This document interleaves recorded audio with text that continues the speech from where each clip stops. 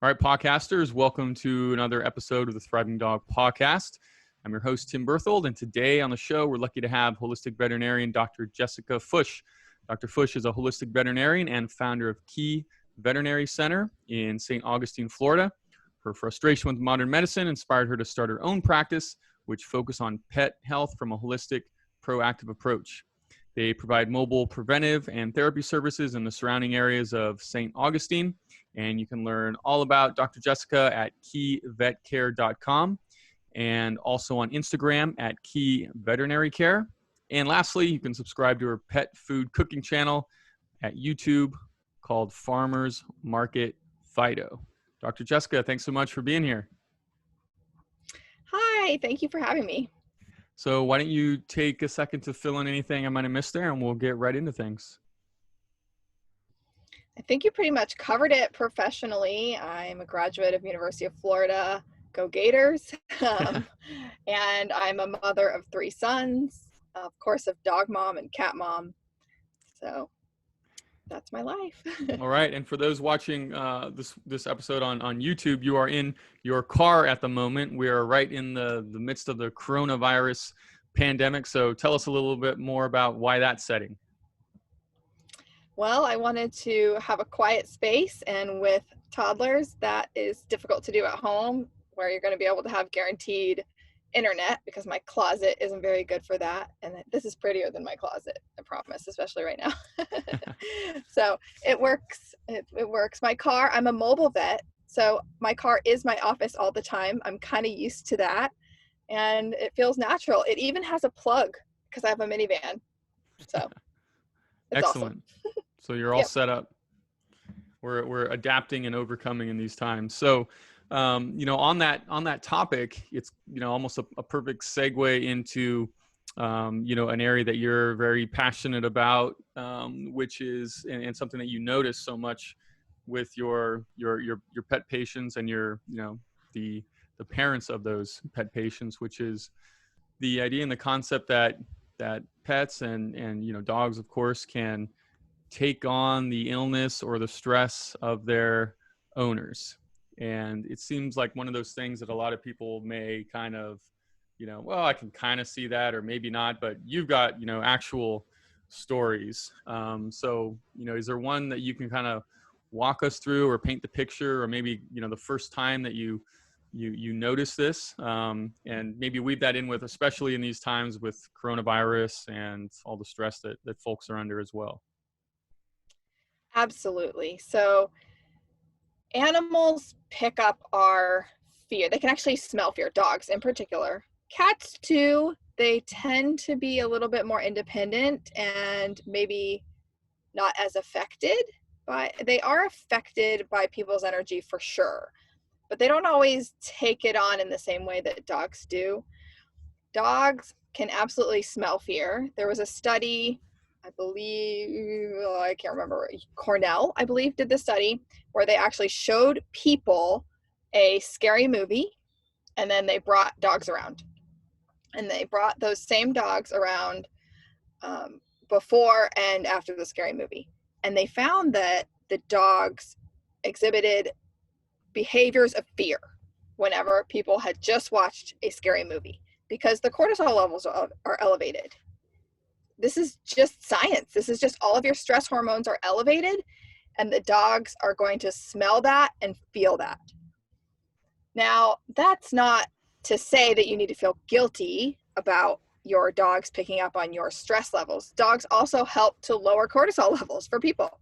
This is one of the benefits, is that if you have a pet, you can go and you can pet them. There's been countless studies that have shown they lower blood pressure, they reduce anxiety and stress. So having a dog or a cat around to cuddle and snuggle and love on and pet is absolutely, I believe, critical in a time like this. And you should have one, and they're here for us. They love us. They don't care if you're stressed out. They want to come and lick you and kiss you and help you feel better. But you do have to understand that that is affecting them. So long term, we know stress long term is more damaging to our human selves, right? We know that that can be really damaging. It causes heart damage. It causes mental damage, of course. And that can apply to dogs as well. I have noticed, in addition to them picking up on your stress and anxiety, they really take on your diseases. So I had a patient not too long ago. I was filling in at another clinic, and this little dachshund had an arrhythmia. And I said to the owner, it was a little old man, says he has an arrhythmia. He needs to get an EKG. And he pulled down his shirt and he showed me the sutures where they had just implanted the pacemaker in, like, under his chest right there. I'm like, okay, but that's not even close to the first time. It's diabetes, which you could explain away as, well, the person doesn't eat healthy, so the pet doesn't eat healthy. No, it's not always that simple. It's back issues. It's even more rare things for dogs, like gallbladder issues. And not every dog is going to take on every person's diseases, right? Not every dog is that connected to their owner. Maybe you haven't had them their whole life. Maybe they're really more connected to the husband and you're not talking to them. But all the time, people are like, oh, I know that medication. My dog's on that. Or my husband's on that. They'll tell me that all the time. Like, your dog needs thyroid medication. Oh, well, I take thyroid medication. I mean, it's so common. And some people would explain it away as, well, dogs are eating more junk food just like people are, and the environment and the water they're drinking, and some of that is true, of course, but that's not the underlying reason.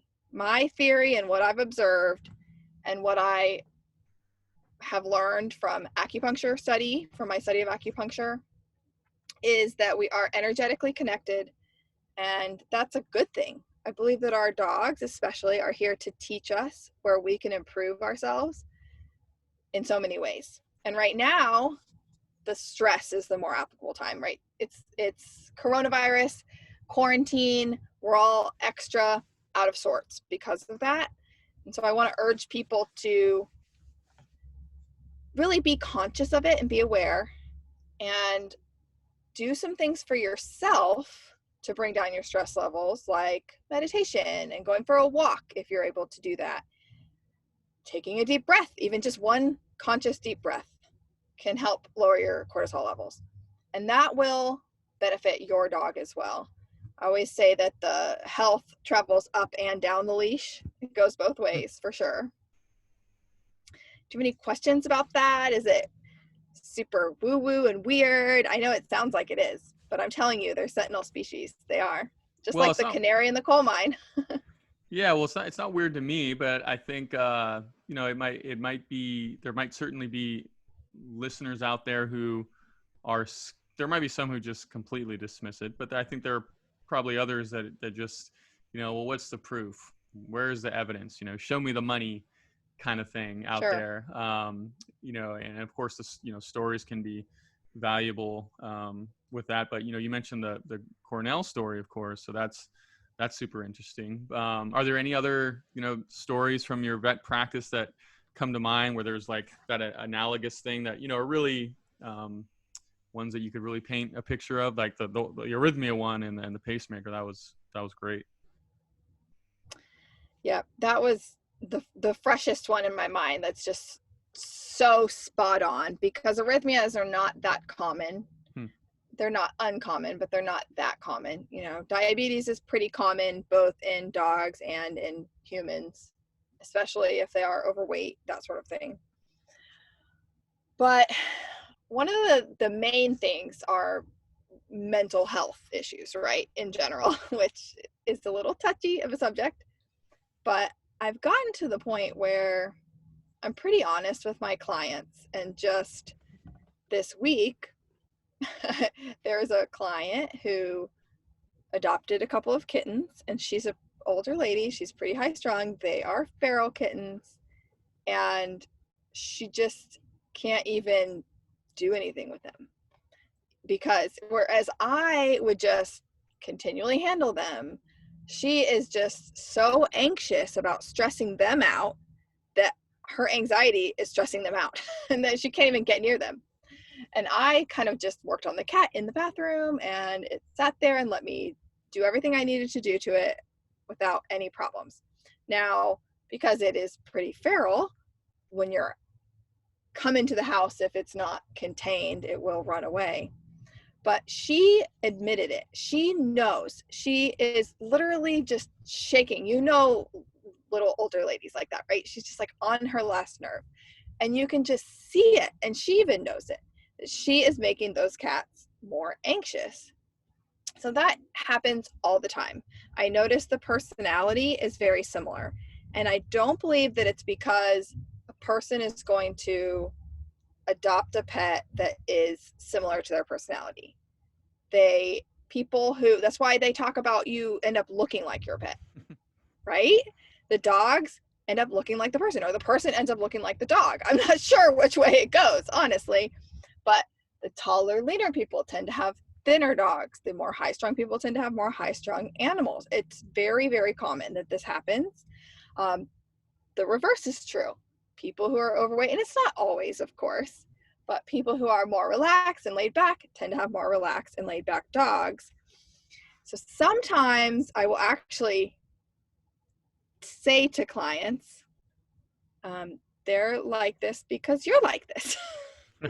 And they usually take it pretty well. They can understand the pet a little bit better, and they actually increase their bond because of that, so, and it helps them to open up to me. I get to hear all kinds of personal stories from people about their life. I find that a privilege. I'm honored that they're willing to share those things with me, but it helps me to treat them and their pets better. Because from a Chinese medicine perspective, the personalities have tendencies for issues, right? So let's say you have a wood animal. That is a very bold, the classic is like a Rottweiler or a Doberman, who is pretty brave, right? Very brave, willing to protect, but their tendency is towards anger, or their tendency is towards tendon issues. So they end up with torn ACLs a lot. Again, that's another thing that I notice. People with orthopedic issues end up with dogs with orthopedic issues. I've had clients tell me that what was the one that was a really interesting case? The gallbladder case was really interesting. The woman had just had her gallbladder out. And I was like, and the dog had actually gone to a specialist and had their gallbladder out. And so I urge those people actually to go ahead, find an acupuncturist or a naturopathic doctor, and get yourself some energetic medicine as well. Because if you balance out your internal nature, because everybody has a nature, we all have tendencies. It's not good or bad. But if you get out of balance, that's when it starts to show up as these pathologies, these clinical signs that we call diseases. So balancing your energy internally can actually help your pets. Wow, very, very interesting. And you mentioned some organs there. So, the gallbladder obviously associated also with the liver, and you hear in traditional Chinese medicine or other, Ayurvedic or other medicine, that certain organs have different, resonant frequencies associated with them, right? And so to what extent might there be a connection even between, what seems like an autonomous being? I'm a human, my dog is a dog, but maybe there's some sort of energetic connection there, that which our current level of scientific understanding or measurement has not fully been able to tap into or quantify, but doesn't mean that it doesn't exist.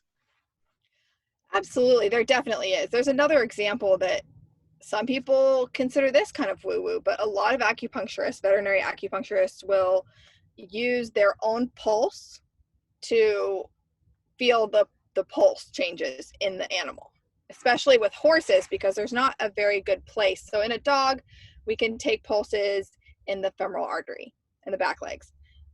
With a horse, you could possibly feel along the caudate here, but mostly veterinary acupuncturists that work on horses will feel their own pulse and they surrogate that, right?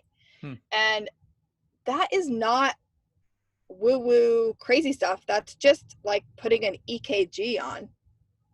So the heart has an electrical stimulus that we can measure with a machine. we can attach those EKG leads to a machine that we put through a telephone that sends the little do over the telephone line to a cardiologist, so the cardiologist can look at the report and tell regular veterinarians what's going on and what they need to do. So that people understand, that's just an electrical impulse that's coming from the animal's heart through some leads, through the telephone, printing out a little graph, and then the cardiologists read it and tell us what's going on. It's very similar to that. It's an electrical impulse. We're feeling it. We feel our pulse and then we feel the change. So what's the difference? And it takes a lot of practice to get good at that. It's very subtle. Or you can just feel the pulses in the dog, right? But you're feeling for each part of the pulse has an association to a different organ in acupuncture, and you're feeling changes in those different organs, and that helps us to better diagnose and treat from a Chinese medicine perspective.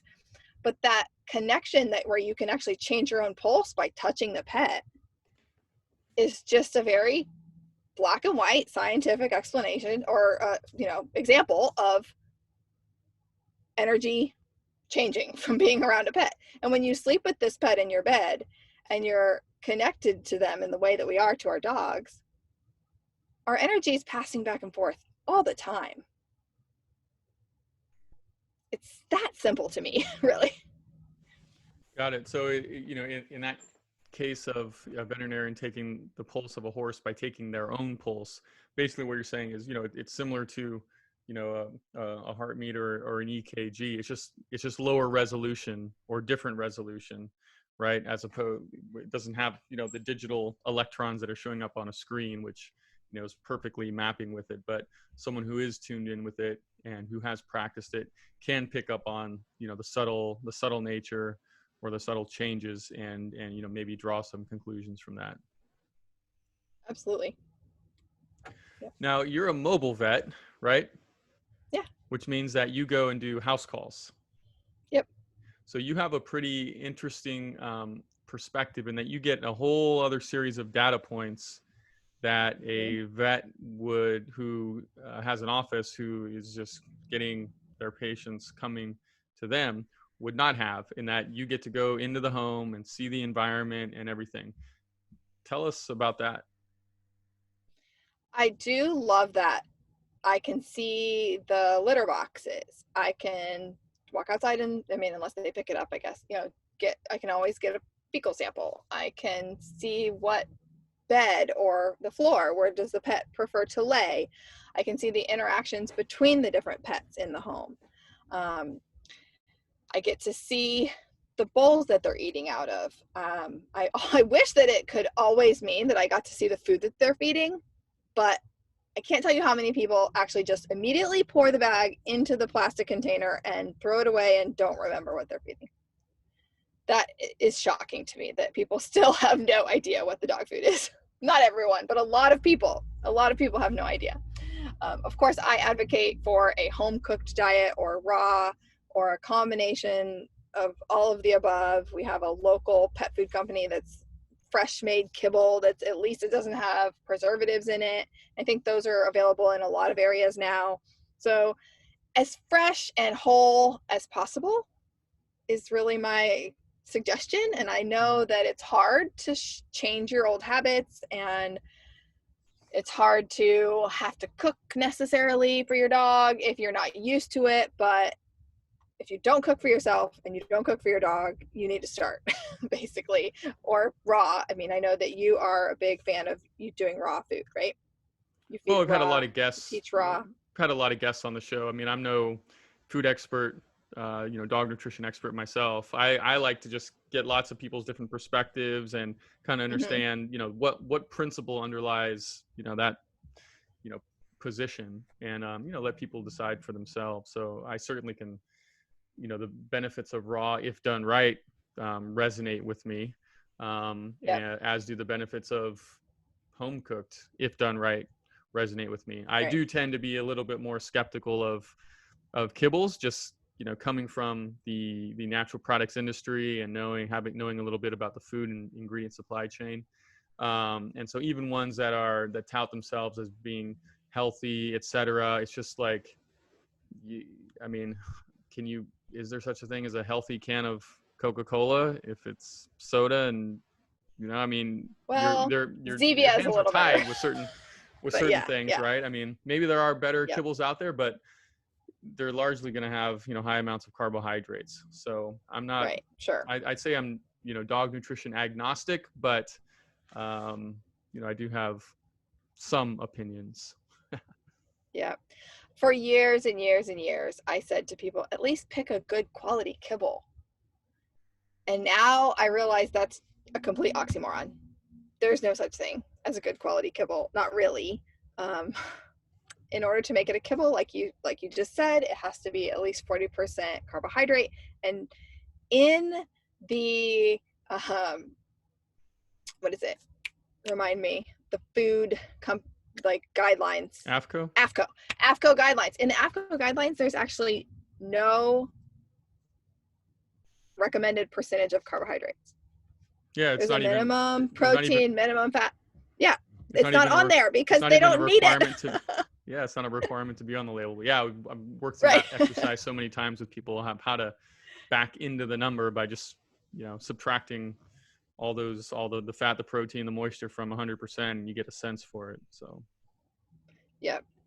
So I think it's not all or nothing. If people are used to having a kibble, they can just start topping it with some fresh raw foods.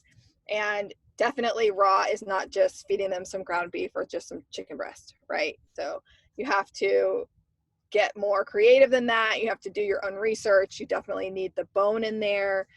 I've had this was a pretty unique experience. It has nothing to do with the connection to the people necessarily, but it is a great example of how dogs can definitely eat raw chicken bones. So I had a patient, he's a Labrador, and he ate a sock. And about a month later, he ate a chicken, a live one, like outside. Wow.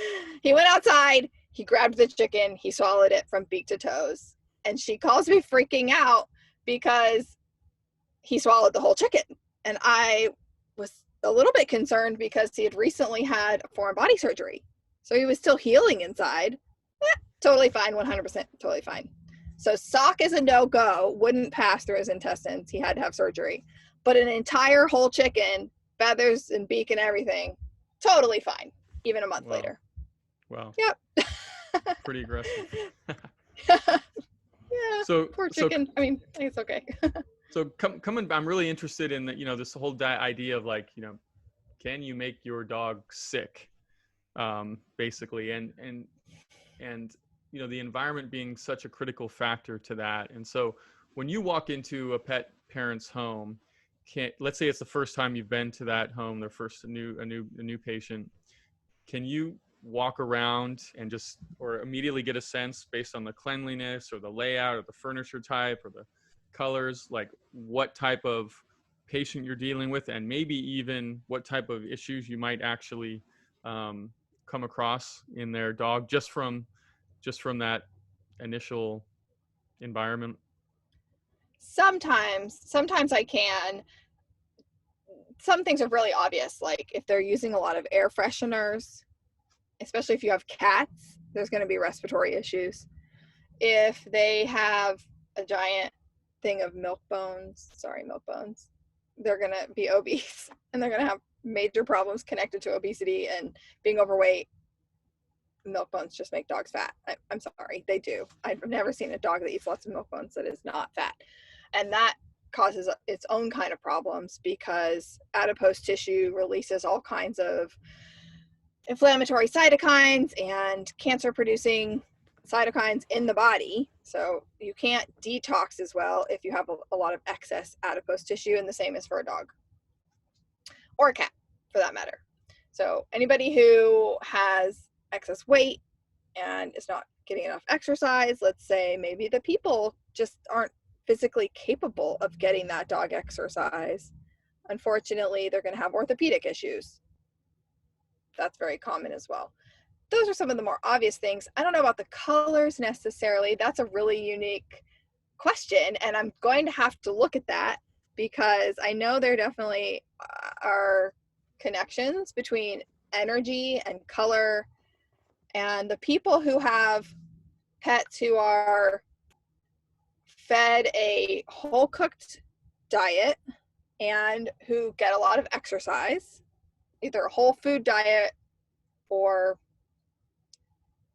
good quality kibble. Here, I said it again. I've seen both. I've seen dogs. I had a neighbor whose dog just passed away at 20 years old.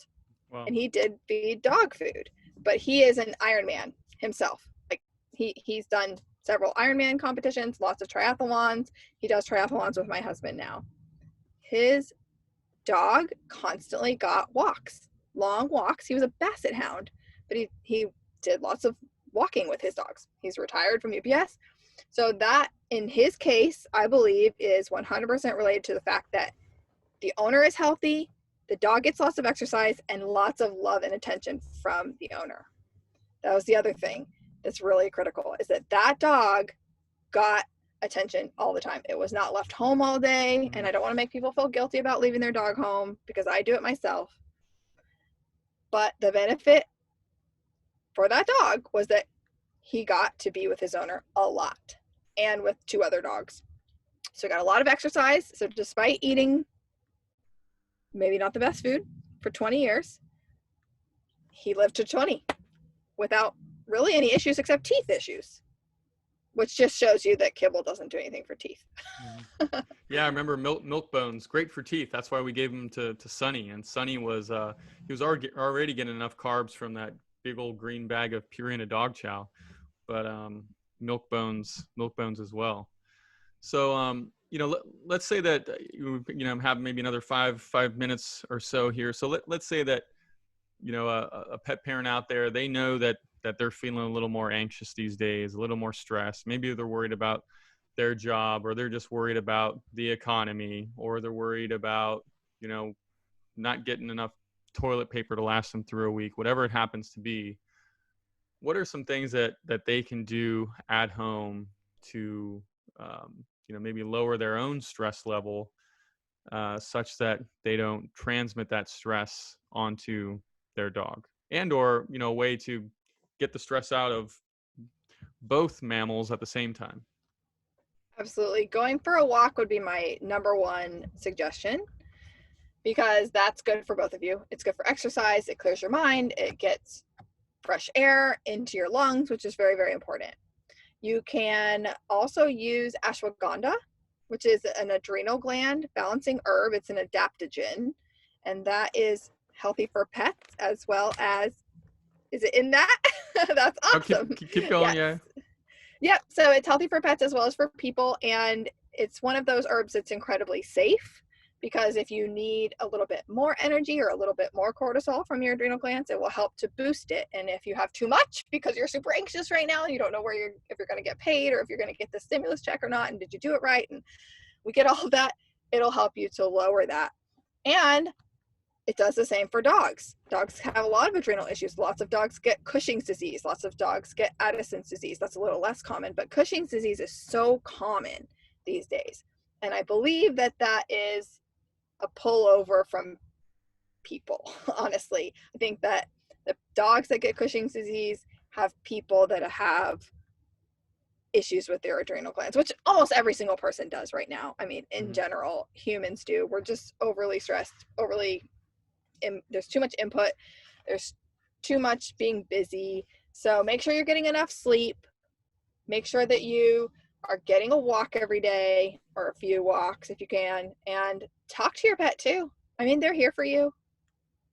Pet them, love on them, be conscious about it, because sometimes we forget that we have that resource. We just go about our day and we do our thing, and we may just pet them and talk with them and do things with them without really thinking about it. But if you actually put yourself in that moment and pet them and feel your hand on their soft fur and talk to them about what's going on and how your concerns and your fears, and smell their sweet smells and snuggle up with them and be in that moment, even for just a couple minutes, it'll help both of you. So sounds like a good old dose of 100% focused attention on your dog. Yes, it can be a meditation.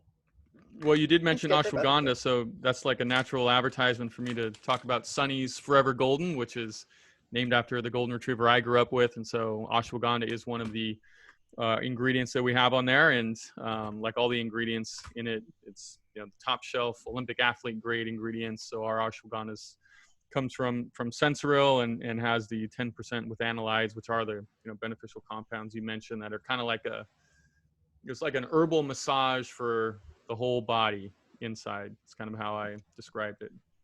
Yeah, there are some other herbal, or there's the flower essence. So definitely, I'm sure the dog would prefer the Sunny's treats for sure. But for people, and they do make a pet one, there's Rescue Remedy for dogs, there's Comforte for dogs. You have to be a little bit careful with cats and dogs with essential oils, but some of the calming essential oils, saging your house actually kills viruses. You don't want to put too much smoke around the pets, but burning sage is one of those super woo-woo ways of clearing negative energy, but studies have shown that sage actually kills viruses.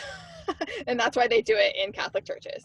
So there's something to all of these ancient practices, and there's maybe not science to prove it, but there is for that one actually. Interesting. But there's truth to them. Well, Dr. Jessica, this has been an awesome chat. Any final thoughts for our listeners before we sign off?